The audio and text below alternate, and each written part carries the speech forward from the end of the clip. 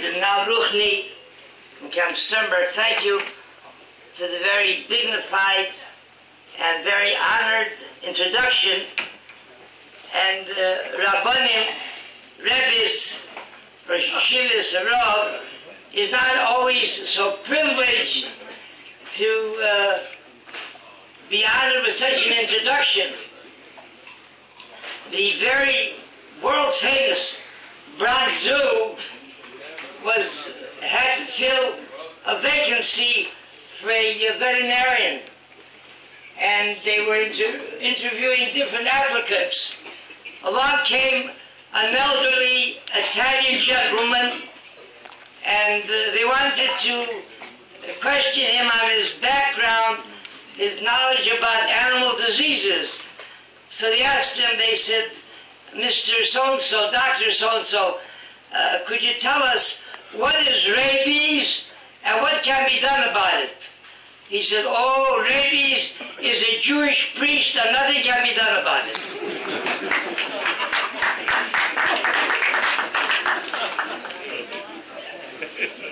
Rabbi Cheskel Abramsky, one of the Gedolim, the great of the previous generation, was dispatched by the Chaim Ozer to London.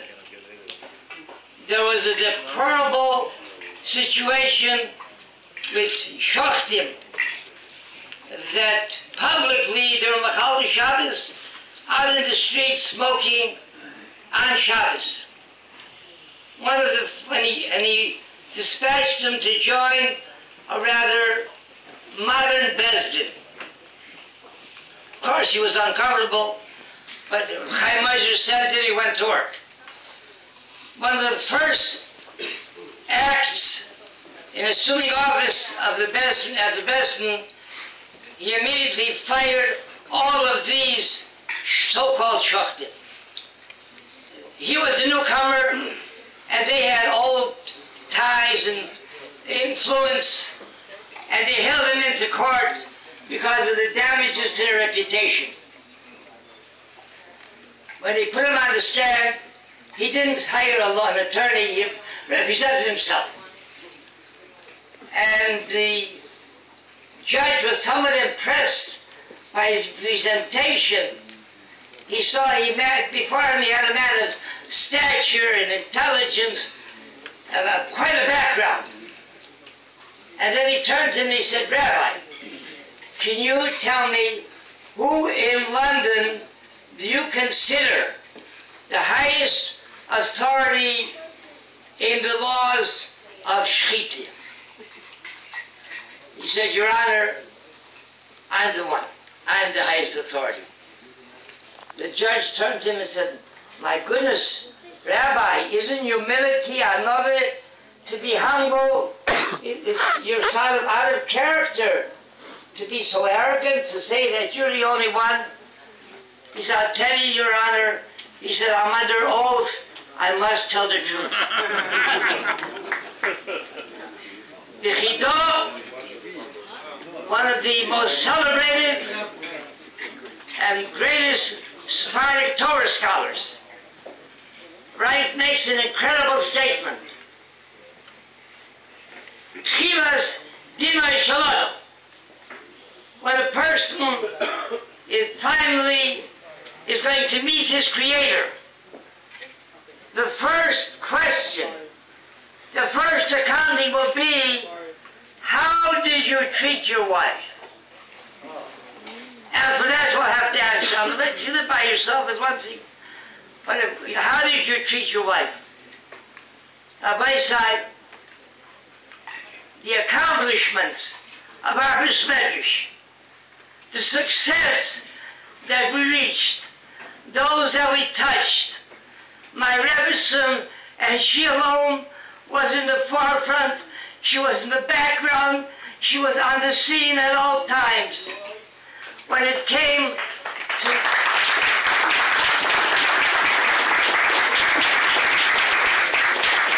someone needed a doctor, someone a shidduch, a hot meal, a warm bed, a cheerful smile, just to serve Shabbos, someone was on the phone who was about to bring personal damage to their lives, and she took a half hour out to speak with them and calm them down. Thank you very much.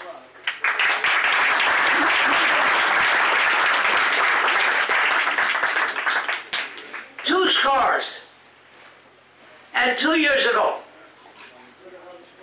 we brought forth into this community some beloved ideals, conceived in the ageless tradition of our Torah. And we were engaged in a great battle.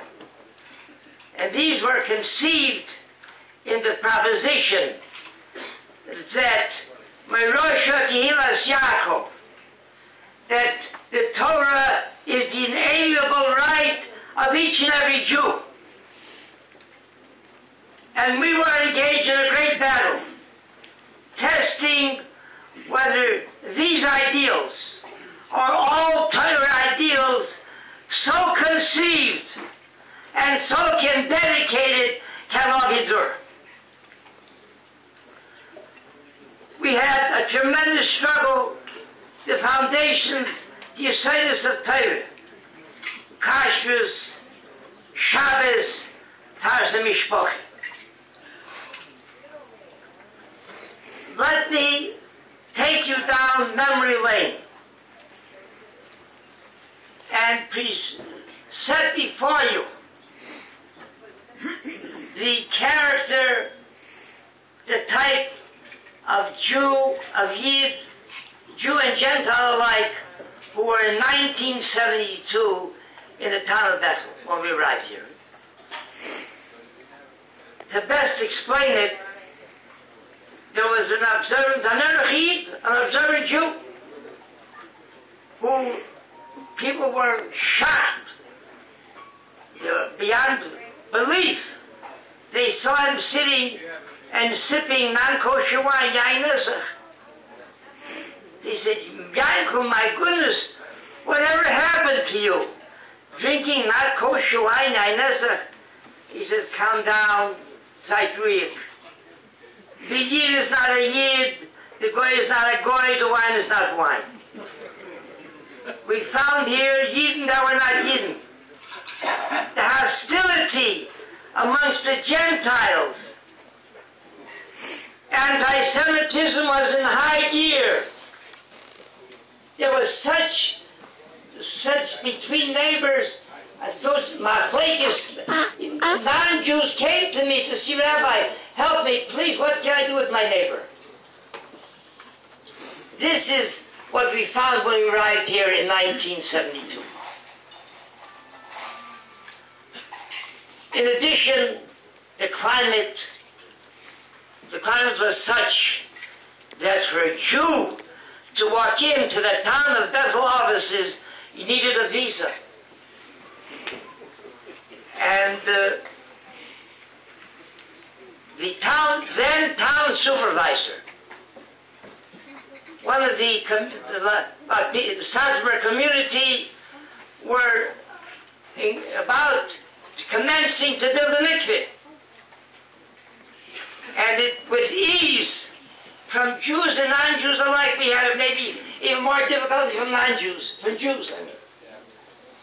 And with ease, he was able to canvass and to dispatch a Yid, a Jew, one of our own, to run to Reb Shlomo Zipnik, to the head of the Satmar colony, Lapidus, that he should not undertake.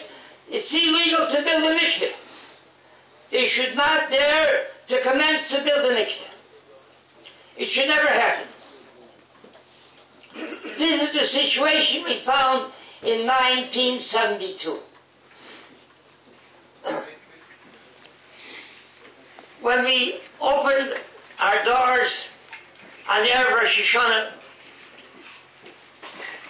we immediately were served with a summons that all signs indicating that this is a Medrash, the synagogue must be removed with a $50 a day fine. The following day, the headlines in the Times Herald Record, the daily newspaper, read, Orthodox rabbi faces charges for services. So we went underground. And our struggle took a turn for the worse. We needed desperately a Sefer Torah. Any kind of Sefer Torah. And our very dear friends, Herbert and Miriam Bluestein, made friends with a family that had contact with the Maastricht Rebbe's mishpacha. Maastricht Rebbe was not here anymore. His Medrash didn't exist. He had a Sefer Torah. We brought the Sefer Torah to White Lake, and naturally, there was going to be a Hachnas Sefer Torah, a public Torah march. One of our mispalim, one of our own, who came to daven here every day, after the march, he said, Rabbi, what did you do here? You think you can do what you want here? You antagonize our position. Why could you take the Torah and just put it into the ark? This is what existed at that time. And then we began making friends. From a town supervisor who would make sure that there should never be a mikveh, there arrived a new town supervisor, Alan Scott, from the Chassidic Yumas Olam, from the righteous Gentiles of the world.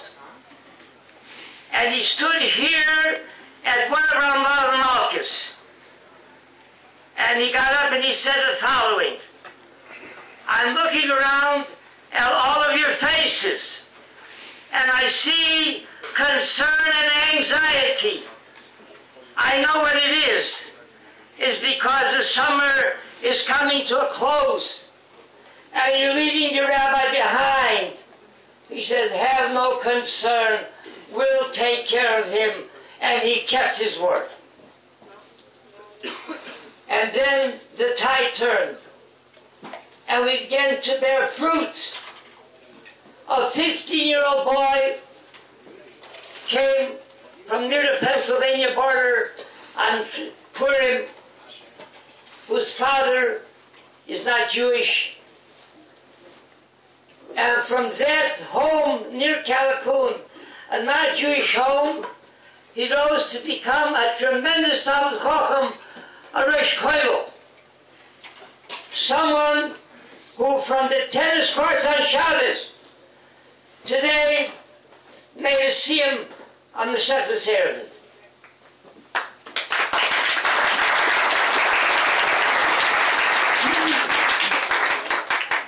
Another one who from a Reform background was the president of a Reform temple in Long Island, got up and expressed himself. He says, here, he says, we don't come to pray to daven for ourselves. We come to daven for somebody else. And I'll tell you the truth, I'm getting the better of the deal. Also, one of the rabbis of Temple Bethel, Rachmiel Karni, used to come down by us 19 times a day. A week. Of course, there's no daily services there. And we invited him, my Rebbe and I invited him to come to Shabbos, sit with him and his wife. It was Parshas Ekev. And he said, Loi al lechem levada yichya odom. Bread alone, parnashe, to make a living for your family, that he gets from Temple Bethel. But Moiseh Pi Hashem, the word of Hashem, he gets here in our Bais Medrash.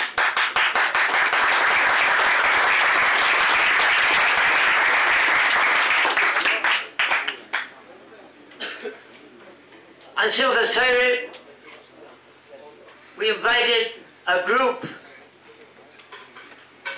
They came on Shmini Atzeres, they came on Simchas Torah as well. And on Shmini Atzeres, one of those we invited, I gave him glue to roll the Torah together.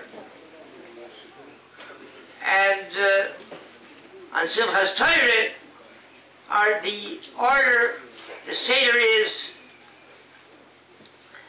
that between each hakafet, I say a few words to bring in some fresh blood. They should continue dancing with everything they have. By the fifth hakafet, a young gentleman, Peter Spiegel, came over to me and said, "Rabbi, permit me to say something." I said, "Certainly." He came over and he said, "Rabbi, yesterday you gave me the honor of binding the Torah together. You did. I didn't go to sleep until I bound the Torah to my heart. Rabbi, please teach me Torah." All of these came about when we started our struggle. We began, when we went underground, we had nothing. No money, no experience, no friends, only opposition. But one thing we did have, my Rebbetzin and I, we saw eye to eye. And we had determination. We had bitachon, emunah, faith, and tears. And that's what brought the truth. And our guideline was the words of Rabbi Salanter. Rabbi Salanter said that someone else's material needs, Yen's Gashmias, is your Ruchnias. Someone else's material needs are your spiritual needs. And we began offering food and warmth and eternity, friendship, and all of these things brought all those fruits. Unfortunately, during the year, we lost some very dear friends. We lost a friend, Judah Siegel, Yehuda Hirsch, Ben Apparel. For years, he wasn't well. And the invalid that he was, and as difficult as it was, he always made sure when I called him, asked him, Yehuda Hirsch, is it possible to come help us with Armenian? No was not in his vocabulary. He was always here. A very special Yid, Aaron Ben Yisrael, Dr. Arthur Rand. Dr. Rand, Zechron Levracha, was by us on Sukkot. And I see it before me just like it happened at that time. I was thinking about how we miss what we're missing, the glory that our nation experienced in Beis HaMikdash, the Holy Temple, and Simchas Beis HaShueva, that great Simcha, like our sages expressed themselves.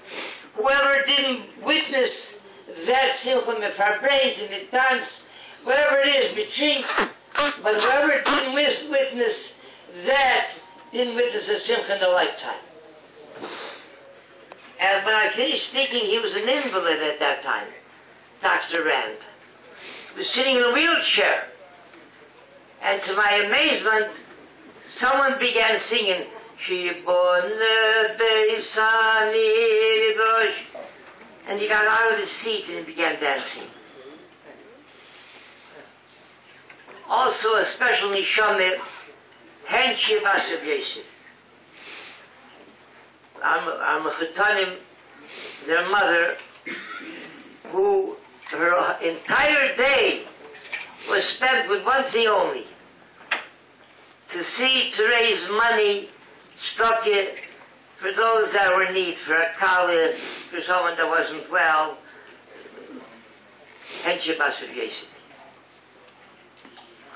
Another one of our dear Mispalim, our friends, was Chana Saturn's mother, Melaveh Malkah, Bais Shmuel HaKohen. May all of them, the Tzaddik writes that the greatest comfort that the Klal Yisrael will ever witness is Tchias HaMesim, when our loved ones will come back with us. We look forward to that day. I'm very touched and very moved by our guests and our guests of honor.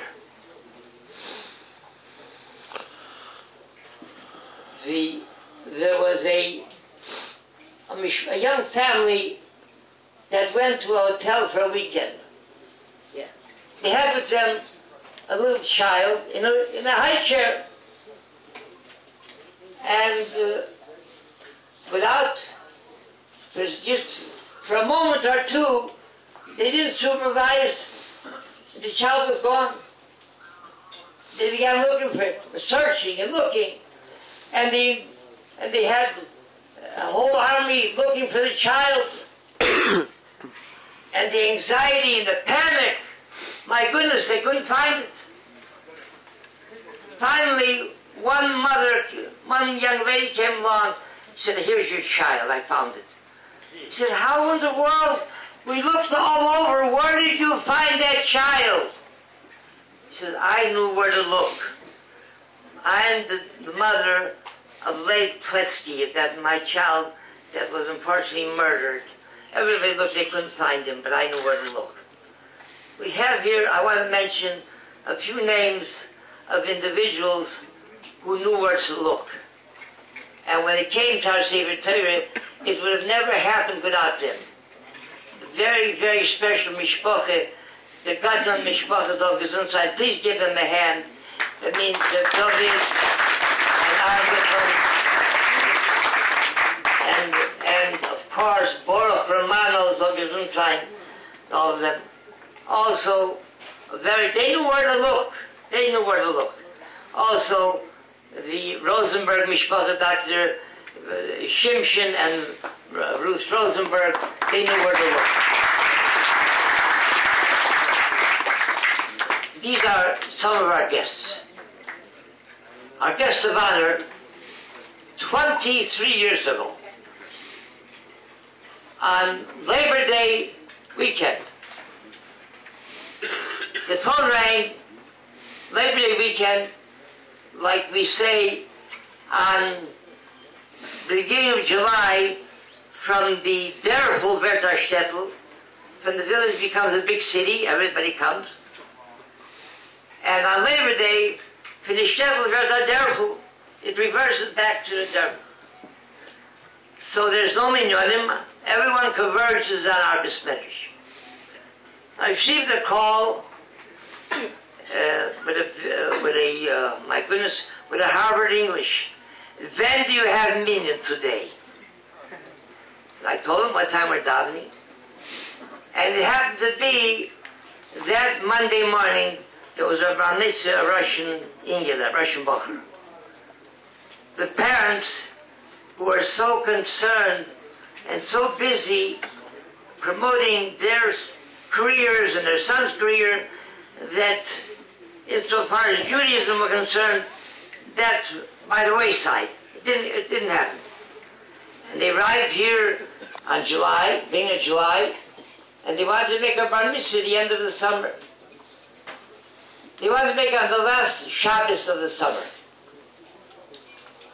So I told them, all right, we'll see what we can do, but I'll tell you, on Shabbos, on Saturday, we can't take videos. And it's such a memorable event, let's make it 72 hours later. We'll make it on Monday. You can take all the videos, and also, Monday is a holiday. Whoever can come on Shabbos, you come on Monday. They bought it. So we had to run this. We struggled, we sweated, until we could get him some sort of bar mitzvah together. Kriyas HaTorah, as Kriyas HaTorah, he said his bar mitzvah. Of course, he had a big dentist bill afterwards. And then, after I got up to say a few words to let the bar mitzvah, but to leave him with something. It's not just a party, there's more to it than that. And I told him a story about a very special chaplain in the American Army, Rabbi Fishbain. And the war ended, and he checked into a hotel in Berlin. The manager of the hotel, when he spotted a rabbi, ran over to him. He says to him, Rabbi, can you do me a favor? I have 2 survivors from the concentration camp. Little boys. They're dying literally from malnutrition.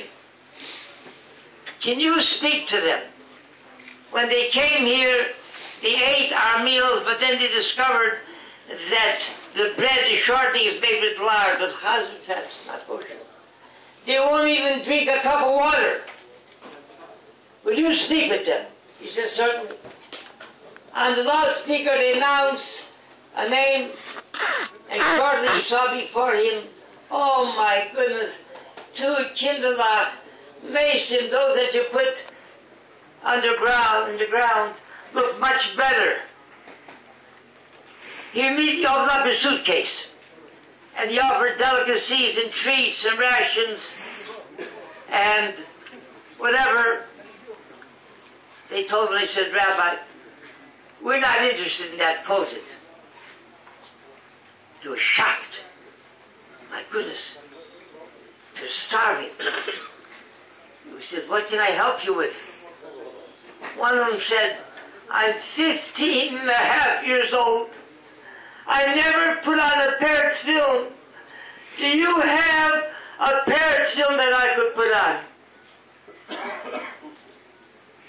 He was speechless. His heart was shattered.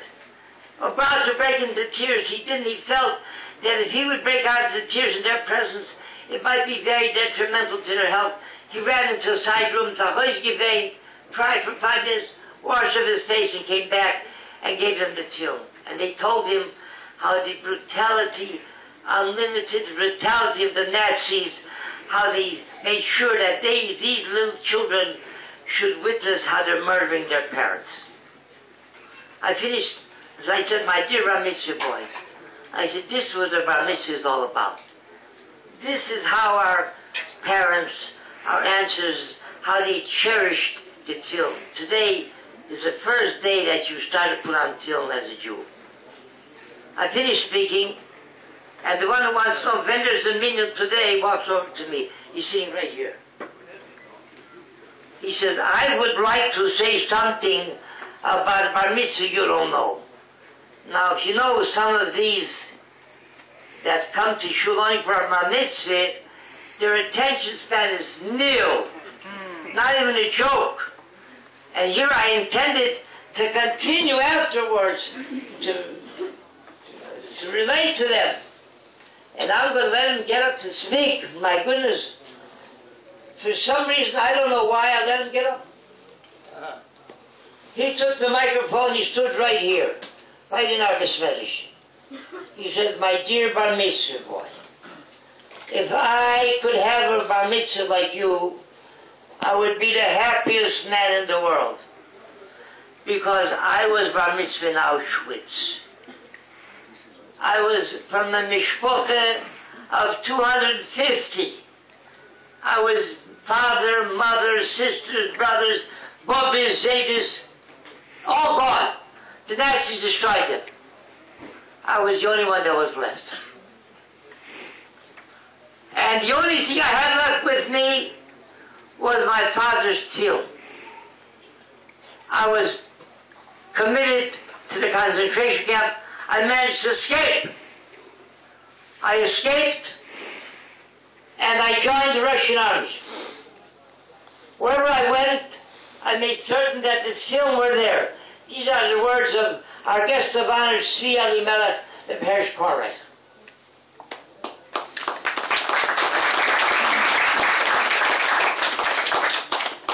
And the only place that we could bathe was a stream, a brook that we passed.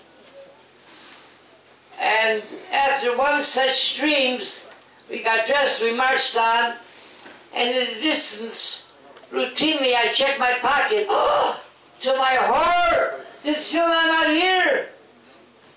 I turned to the commander and I said to him, I lost something so valuable. I'll make it quickly, I'll go right back. It's very, very valuable, I must go back and get it. He says, you'll make it even quicker than that. He says, we're pursuing the Germans. We're not leaving any traces. You go back and I'll shoot you. He stretched out his arms, he bared his chest.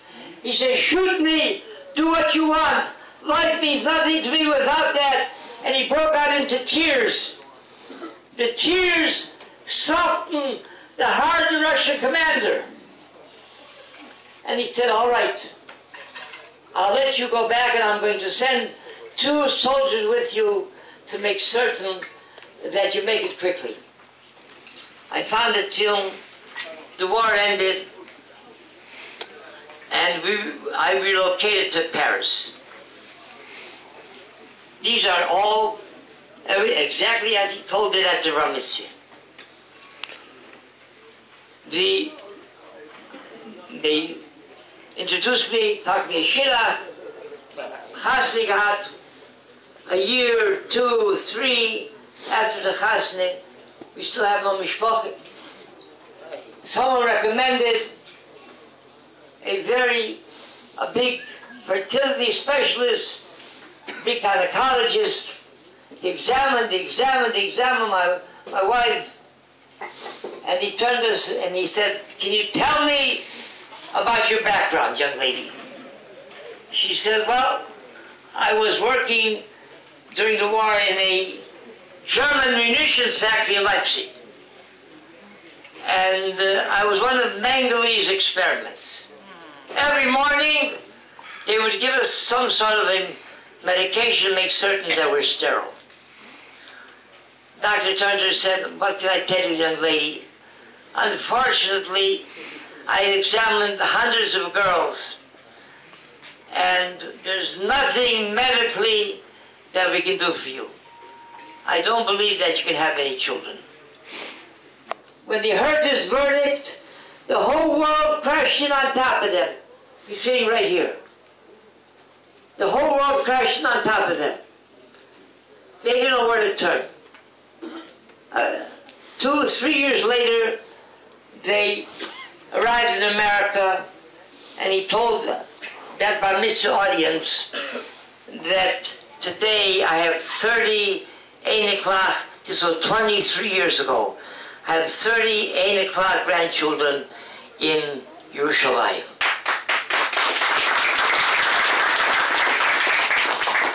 Now, I had a big speaker with my English, and him with his broken English. He got up and spoke with a broken English, and he broke everyone's heart. He touched even that Russian Bar Mitzvah bacher. And I want to tell you, my dear friends gathered here, that we're in touch with that Russian Bar Mitzvah bacher for 23 years, and every day since then, he puts on film because of Tzvi Elimelech Korech.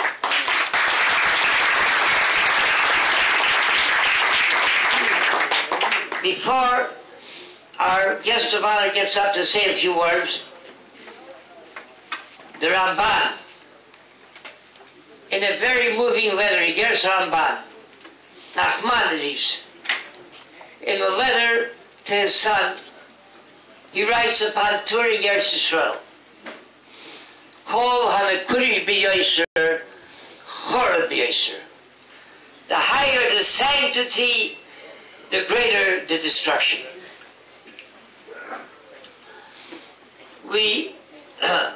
I was invited to speak in Monsey by one of the very distinguished Rabbanim, Rav Beck, Nachani Beck in Monsey. He just completed building his Beis Medrash. And he told a story about his Beis Medrash. It's in honor of his uncle, who was a very self-sacrificing and God-fearing, a very special Yid, who went through the war. And after the war, he was walking in the street, and they told him, there's one of those that suffered together with you. He's in this building on the 3rd floor. He's about to commit suicide. Do what you can. Rabbi Beck's uncle ran up the 3 flights, breathless. And he went over to him, he says to him, I have nothing to live for. What I went through by Hitler, what I endured, my goodness. He said, I can't go on. So his uncle, Rabbi Beck's uncle, went over to him and says, listen to me. If you learn every day just 10 minutes Kava Yosher, very special sacred writing, I guarantee you, I will give you my eternity, my Olam Haba. That did it. He went away from the window, and he was back the same observant, God-fearing Jew that he was. People turned to him and said, Gival, my goodness, what did you do? You know what you're giving away? You're giving away your eternity, your nitzchias. You share the world. How do you do something like that? Was it a yo-yo? Was it a chocolate bar? What are you giving away? He said, listen to me. When he comes to the next world, and they'll show him what he's going to get for learning those 10 minutes a day, this special sacred writings, he's going to laugh at what my eternity, what I'm giving him. My dear friends, we began our construction. We're still in the midst. And we live in a generation where where the edifice, it's an edifice complex. We must finish that structure. Whoever will help us to complete that, whatever eternity they gain till now, they'll laugh at the return they're going to get because of helping us in this. It's my great pleasure and my great honor and privilege, and with much emotion and warmth, I introduce you our guest of honor, Tzvi Melaveh Malkah.